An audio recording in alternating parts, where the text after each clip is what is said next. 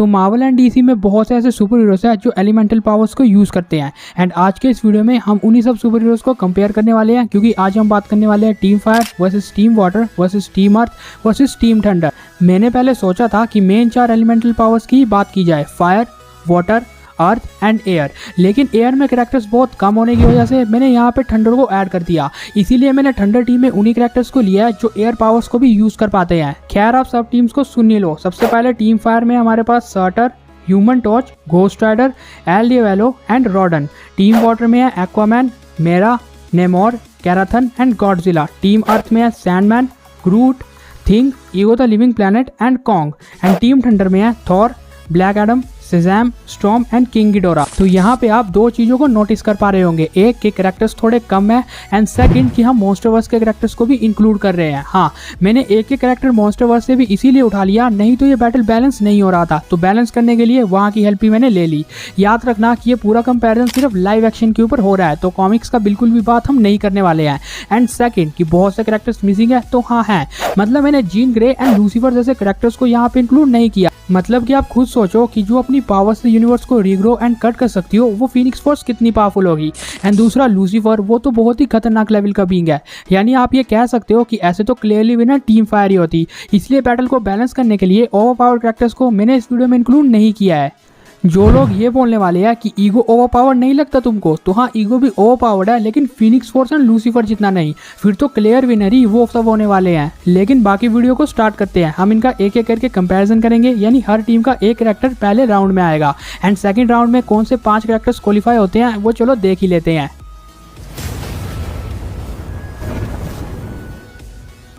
तो सबसे पहला बैटल है Ghost Rider versus Aquaman versus Groot versus Thor का। तो जरा आप खुद सोचने की कोशिश करो कि इन चारों में से सबसे पहले नॉकआउट कौन होगा। ऑब्वियसली वो ग्रूट होने वाला है, क्योंकि अगर हम ग्रूट वर्सेस घोस्ट राइडर की बात करते हैं तो घोस्ट राइडर अपनी फ्लेम से उसे जला सकता है। ध्यान रहे कि हम यहाँ पे नॉकआउट बैटल की बात कर रहे हैं। ग्रूट अपने बचाव के लिए वो सब अटैक यूज कर सकता है जो उसने हमें दिखाए हैं, लेकिन उन सब अटैक्स का कोई असर नहीं होने वाला घोस्ट राइडर के ऊपर। घोस्ट राइडर अपनी हेल फायर से उसे पूरी तरह जला के रख सकता है, क्योंकि वो एक लकड़ी है। एंड सेकंड सबसे इंपॉर्टेंट बात कि भले फिर वो बेबी ग्रूट बन जाए, लेकिन हम नॉकआउट बैटल की बात कर रहे हैं। सेकंड, अगर हम एक्वामैन की बात करें तो ट्राइडेंट ऑफ एटलान की हेल्प से वो डिफरेंट इलेक्ट्रिसिटी को प्रोड्यूस कर सकता है। एंड आपको भी पता है कि अगर उसने ट्राइडेंट ऑफ एटलान का सही पावर्स को यूज किया तो वो उसकी आर्म्स को भी कट कर सकता है। इसीलिए एक्वामैन भी ग्रूट को बेबी ग्रूट में कन्वर्ट कर पाएगा। अगर हम थॉर की बात करते हैं तो वो तो अपनी लाइटनिंग पावर से उसका बहुत बुरा हाल कर सकता है। वो मैसिव अमाउंट ऑफ इलेक्ट्रिसिटी को एक पॉइंट में जनरेट करके ग्रूट को ब्लास्ट करवा सकता है। एंड सेकंड, उसके पास स्टॉर्म ब्रेकर है जिससे वो उसकी आर्म्स को कट कर पाए।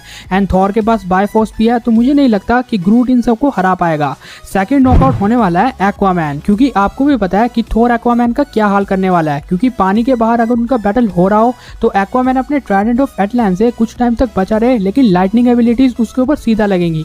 थॉर के पास उड़ने का एडवांटेज है, स्ट्रेंथ का एडवांटेज है, ड्यूरेबिलिटी का एडवांटेज है। मतलब कि एक्वामैन जो भी अटैक करेगा थॉर के ऊपर उनका असर ही नहीं होगा। अगर वो स्ट्रेंथ से हराने जाता है तो वो भी नहीं होने वाला है। जरा आप खुद सोचो, वो ट्राइडेंट ऑफ एटलान से इलेक्ट्रिसिटी यूज कर रहा है थॉर के ऊपर, तो असर कहाँ ही होने वाला है। एंड सेकंड बात कि अगर थॉर अपने स्टॉर्म ब्रेकर पे उतर आया तो उसका बहुत बुरा हाल कर देगा। वो उसे बायफोर्स से कहीं और ही टेलीपोर्ट करा देगा, या फिर तो थॉर अपने स्टॉर्म ब्रेकर से उसे कट कर सकता है। इसीलिए पानी के बाहर तो थॉर उसे आराम से बीट कर देगा, लेकिन पानी के अंदर क्या, तब भी सेम रहेगा, क्योंकि हम इस बैटल को इंडिविजुअल रख रहे हैं। मतलब एक्वामैन पानी के अंदर डिफरेंट टाइप के क्रिएचर्स को भले ही कंट्रोल कर सकता हो, लेकिन फिर वो बैटल फेयर नहीं रहेगा।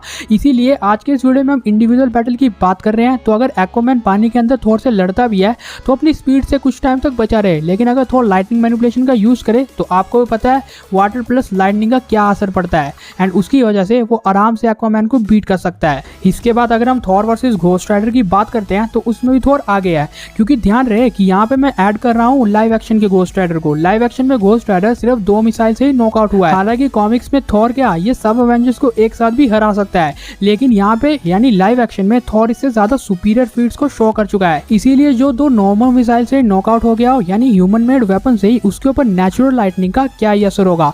एंड स्टॉर्म ब्रेकर थॉर के साथ है ही है, जिसकी हेल्प से वो उसकी फायर को डिफ्लेक्ट कर सकता है एंड घोस्ट राइडर के ऊपर लाइटनिंग यूज कर सकता है। एंड इसके अलावा अपने स्टॉर्म ब्रेकर की हेल्प से उसे कट दे सकता है। इसलिए मेरे पर्सनल ओपिनियन में तो लाइव एक्शन में घोस्ट राइडर थॉर से कमजोर है, हालांकि कॉमिक्स में तो बहुत पावरफुल है। इसीलिए थॉर इस राउंड को जीतता है। हालांकि बहुत से लोग ये कहने वाले हैं कि एक्वामैन एंड घोस्ट राइडर का कंपैरिजन कहाँ है, तो देखो यार, सब कंपैरिजंस को डिस्कस करने की जरूरत नहीं है, थॉर ने इन दोनों को बीट कर दिया। एंड अगर सबको डिस्कस करने बैठे तो आप वीडियो की लेंथ देख ही सकते हो। अगर आपने घोस्ट राइडर वर्सेस एक्वामैन का कंपैरिजन देखना है तो ये वीडियो चेकआउट कर लो। सेकंड कंपैरिजन करते हैं Surtur versus Karathen versus Ego versus Black Adam का। तो क्या लगता है कौन जीतेगा? सबसे पहले तो ब्लैक एडम ही नॉकआउट होगा। ब्लैक एडम सर्टर को कभी बीट नहीं कर सकता क्योंकि सर्टर थॉर या हेला से भी ज्यादा पावरफुल है। एंड हमें पता है कि ब्लैक एडम का ज्यादा से ज्यादा पावर थॉर के लेवल का होगा, तो नो। और जहां तक कैराथन की बात आती है तो नो, क्योंकि कैराथन की हाइट 10,560 फीट है। मतलब ब्लैक एडम इतनी ज्यादा लाइटनिंग को प्रोड्यूस भी कर पाएगा या नहीं? मतलब वो इलेक्ट्रिसिटी को यूज करना तो जानता है, लेकिन क्या वो इतनी अमाउंट में एनर्जी में इलेक्ट्रिसिटी को यूज कर पाएगा? आपको लगता है क्या? मतलब 10,000 फीट के कैराथन को वो अलग अलग पार्ट में इलेक्ट्रिसिटी को भले यूज कर पाए, लेकिन इतने बड़े कैराथन को नॉकआउट करना मुझे नहीं लगता उसके बस में है। और अगर अंडर वाटर बात की जाए तब तो बात ही अलग हो जाएगी। ऐसा नहीं होगा कि ब्लैक एडम की लाइटनिंग वहां पे उसके ऊपर असर करेगी। हाँ, लाइटनिंग का असर तो दुगना होगा, लेकिन क्वांटिटी तो सेम ही रहेगी ना भाई। एंड इन कैराथन केस उसे अपनी लाइटनिंग को बहुत ज्यादा क्वांटिटी में यूज करना पड़ेगा, जो हमने अभी तक लाइव एक्शन में नहीं देखा है, तो ऐड भी नहीं कर सकते। एंड जहां तक बात आती है ईगो द लिविंग प्लैनेट की, तो वो तो प्लैनेटरी लेवल तक मैटर को मैनिपुलेट कर सकता है। मतलब ब्लैक एडम जब तक उसके ब्रेन तक पहुंचने की कोशिश करेगा, वो अपने टेंटिकल से ही उसे जकड़ सकता है या कहीं और फेंक सकता है। इसीलिए ब्लैक एडम सबसे पहले नॉकआउट होगा। इसके बाद सर्टर वर्सेस ईगो की बात की जाए तो अब यहाँ पे बहुत से लोगों का अपना अपना ओपिनियन होगा। मतलब अगर सर्टर अपनी ट्वाइलाइट स्वॉर्ड से ईगो के अंदर घुसेड़ देता है तो वो अपने एस्कार्ड की तरह उसे डिस्ट्रॉय कर देगा। बहुत से लोग ये मानते हैं कि एस्कार्ड की ड्यूरेबिलिटी तो बहुत ज्यादा थी ईगो से, इसीलिए अगर सर्टर सेम ईगो के साथ कर पाता है अपनी ट्वाइलाइट स्वॉर्ड की हेल्प से, तो वो ईगो को आराम से बीट कर देगा। पहली ट्राई में उसका सही निशाना लग गया। अब ऐसा हर बार तो मुमकिन है नहीं। और जो लोग ये बोलने वाले हैं कि सर्टर उसे कोर तक ही डिस्ट्रॉय कर देगा, तो इन सब कांडों की जरूरत ही क्या है? लेकिन ईगो ऐसा होने नहीं देगा, क्योंकि ईगो ने कोई चूड़ियां थोड़ी ना पहनी है, वो भी कंटिन्यूसली अटैक करने के लिए दौड़ेगा उसके ऊपर। एंड इसी पॉइंट पे एक ट्विस्ट क्रिएट होगा, और वो ये होगा कि अगर ईगो कंटिन्यूसली अटैक करने उतर आया सर्टर के ऊपर, तो वो उसे बीट कर सकता है। क्योंकि अगर आपको नहीं पता है तो एमसीयू को सर्टर को प्राइम ऑडिन ने बीट किया है ऑडिन फोर्स की हेल्प से। तो यहाँ पे आप कैरेक्टर्स के लेवल को समझो। ऑडिन एक स्काई फादर लेवल कैरेक्टर है, लेकिन ईगो एक सेलेस्टियल है, यानी celestial level characters. And sky father level से ज्यादा पावरफुल होते हैं सेलेस्टियल लेवल कैरेक्टर्स। यानी कि आप समझ सकते हो कि अगर वो अपनी सेलेस्टियल पावर्स पे उतर आया, प्लैनेटरी लेवल तक मैटर मैनिपुलेशन यूज कर सकता है वो ऑलरेडी, तो उसकी हेल्प से वो सर्टर को रोक सकता है, या अपने टेंटिकल्स की हेल्प से उसे पेनिट्रेट कर सकता है एंड एक ही जगह ब्लॉक कर सकता है। इसीलिए मुझे इस चीज में डाउट है कि अगर सर्टर एक स्काई फादर लेवल बीइंग से हार जाता है, तो सेलेस्टियल लेवल तो उसको हैंडल करना भी बहुत टफ होगा। और ये तो पूरा प्लैनेट है जो कि प्लैनेटरी लेवल तक मैटर मैनिपुलेट भी कर सकता है। तो इसीलिए सर्टर को वो बीट कर सकता है अपने डिफरेंट टेंटिकल से। और सेम वो कैराथन के साथ भी कर सकता है, क्योंकि भले उसकी हाइट 10,000 फीट से ज्यादा हो, मतलब उसके टेंटिकल्स तो वर्क करेंगे ही ना। मतलब अगर वो डिफरेंट जगह से प्लैनेट खोदने की कोशिश भी करता है, तब भी वो टेंटिकल्स उसे रोकेंगे। वो अपने टेंटिकल के साइज को इससे भी ज्यादा बड़ा कर सकता है। तो मुझे नहीं लगता कि एक सेलेस्टियल लेवल बीइंग को हराना सर्टर एंड कैराथन के बस में है। तो ईगो इस बैटल में आगे जाएगा। खैर, अब हम अगला कंपैरिजन करते हैं Human Torch versus Namor versus Sandman versus Shazam का।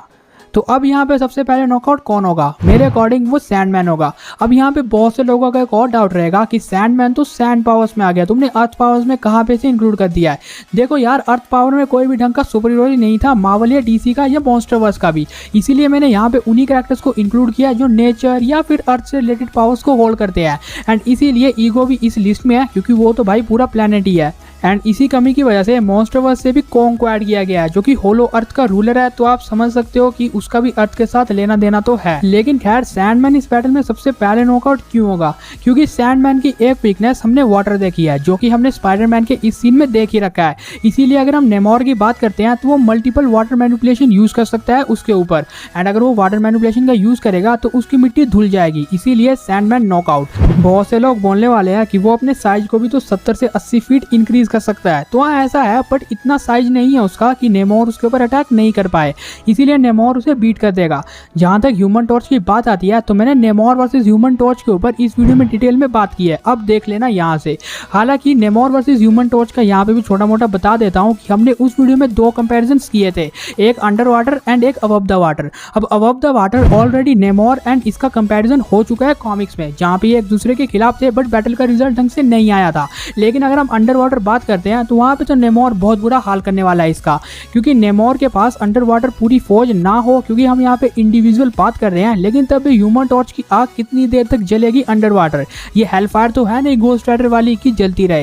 एंड ऊपर से नेमोर अपने ट्राइडेंट की हेल्प से उसका बहुत बुरा हाल कर सकता है। डिफरेंट टाइप के वेपन्स को वो अंडर वाटर बहुत इजीली यूज कर सकता है।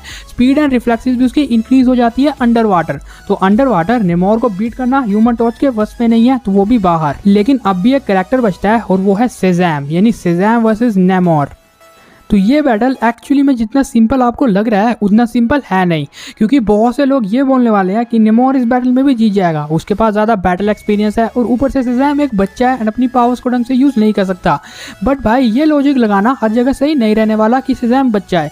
देखो यार, भले ही उसकी पावर उतनी ज़्यादा नहीं हो एंड वो अपनी पावर्स को उस पोटेंशियल पे यूज़ ना कर सकता हो बच्चा होने की वजह से, लेकिन इसका मतलब ये नहीं है कि वो खुद को एक गोली मारने में टिका हो। वो डेफिनेटली नेमोर का सामना तो करने ही वाला है। एंड जिस बंदे के पास 6 गॉड्स की पावर हो वो चुप तो बैठने वाला है नहीं। एंड अगर हम खुद भी ध्यान लगा के सोचते हैं तो सब पॉइंट में शेज़ैम बहुत ज्यादा आगे रहेगा नेमोर से, क्योंकि स्ट्रेंथ एंड ड्यूरेबिलिटी में तो वो नेमोर से आगे ही है। वैसे भी लाइव एक्शन में नेमोर को इतने इजीली ही बीट कर दिया गया था। वो कैसे? क्योंकि एक्सपेंसिव अमाउंट ऑफ हीट का टेम्परेचर इसके ऊपर छोड़ा गया था।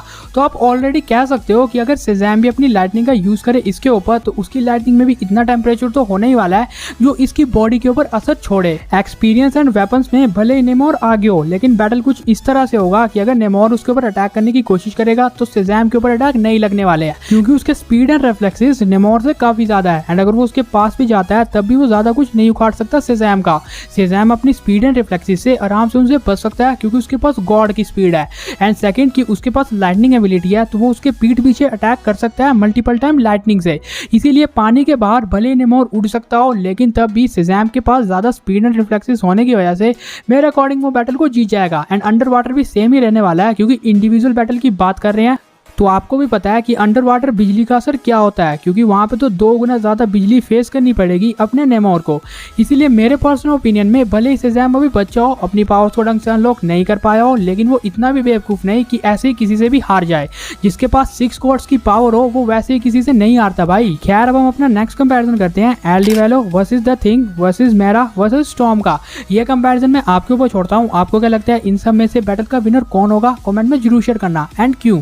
मेरा पर्सनली तो द स्टॉर्म, क्योंकि अगर हम एल डिवेलो एंड थिंग की बात करते हैं तो थिंग भले ही मल्टीपल फायर अटैक्स को अपने ऊपर एब्जॉर्ब करवा लेता हो, लेकिन तब भी स्टॉर्म उसके आगे है, जो कि लाइटनिंग मैनिपुलेशन से उसका बहुत बुरा हाल कर सकती है। एंड वो लंग्स में एयर प्रेशर को भी जनरेट कर पाती है, तो उसके पास एयर एंड स्टॉर्म मैनिपुलेशन दोनों की एबिलिटी आ जाती है। एंड अपने तूफान में वो किसी को भी फंसा सकती है एंड लाइटनिंग मैनिपुलेशन से मल्टीपल टाइम अटैक करके बीट कर सकती है।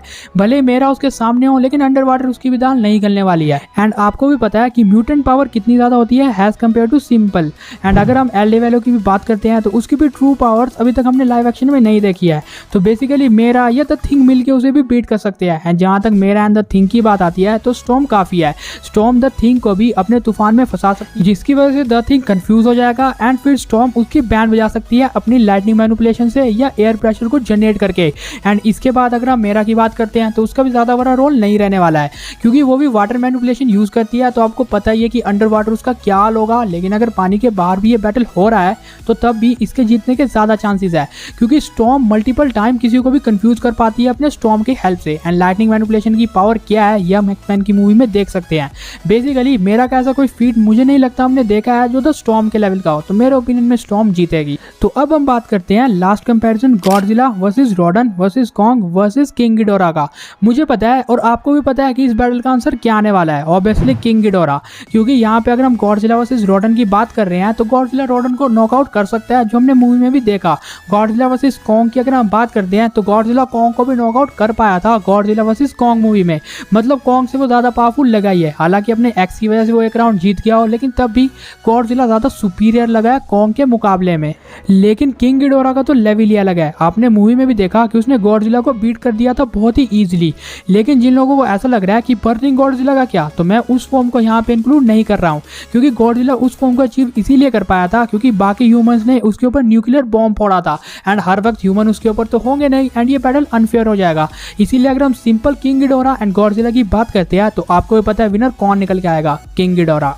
तो खैर अगर हम लास्ट में बात करते हैं तो अगर आप ध्यान से सोचोगे तो मैक्सिमम कैरेक्टर्स तो निकल के आए हैं अपने थंडर से ही, मतलब 4 सोच सकते हो 4 एक से थंडर आ गया है। मतलब टीम थंडर से थॉर, शेज़ैम, गिडोरा एंड स्टॉर्म निकल के आए हैं मेरे ओपिनियन में। लेकिन टीम अर्थ का एक ही कैरेक्टर क्या इन सब पे भारी है, यानी ईगो द लिविंग प्लैनेट। चलो देखते हैं राउंड 2 में। तो सबसे पहले तो अगर हम बात करते हैं स्टॉर्म या शेज़ैम जैसे कैरेक्टर्स की, तो वो तो कभी भी ईगो को बीट नहीं कर सकते, क्योंकि अगर ईगो द लिविंग प्लैनेट के प्लैनेट में ये बैटल हो रहा हो तो वहाँ पे तो कोई चांस नहीं है। हमें पता है कि वो डिफरेंट प्लैनेट्स को डिस्ट्रॉय कर सकता है एंड प्लानिटरी लेवल तक मैटर को मैनिपुलेट कर पाता है। तो शेज़ैम एंड स्टॉर्म का टिकना तो नामुमकिन है। मतलब वो हर जगह यही ढूंढते रह जाएंगे कि ईगो का ब्रेन कहाँ पे है, एंड तब तक ईगो अपना काम कर भी जाएगा।